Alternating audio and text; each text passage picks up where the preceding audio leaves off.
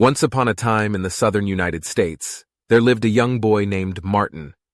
Martin was a bright student who excelled in school, but he lived in a world where segregation was the norm. He attended a segregated school for African American students, and he couldn't even drink from the same water fountain as his white classmates. One day, Martin's mother took him to a public swimming pool, but when they arrived, they were turned away because of their race. Martin was confused and upset. He didn't understand why he couldn't swim in the same pool as everyone else. As Martin grew up, he became more aware of the inequalities around him. He saw how his people were mistreated and discriminated against, and he knew he had to do something to make a change. After finishing his education, Martin became a pastor and continued to speak out against racial injustice. He became a leader in the civil rights movement and worked tirelessly to promote nonviolent protest and civil disobedience.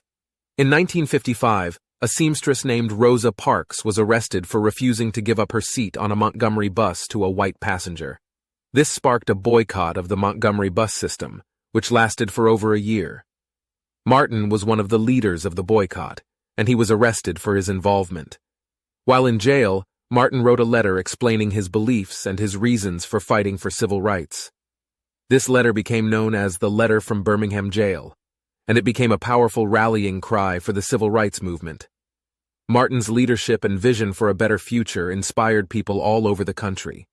He organized marches, sit-ins, and protests, all with the goal of ending segregation and promoting equality.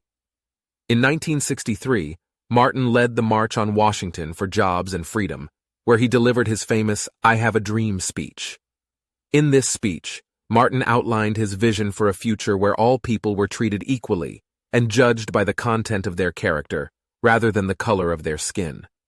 Martin Luther King Jr. dedicated his life to fighting for civil rights and promoting equality for all. His legacy continues to inspire people today, and he will always be remembered as one of the most important figures in American history.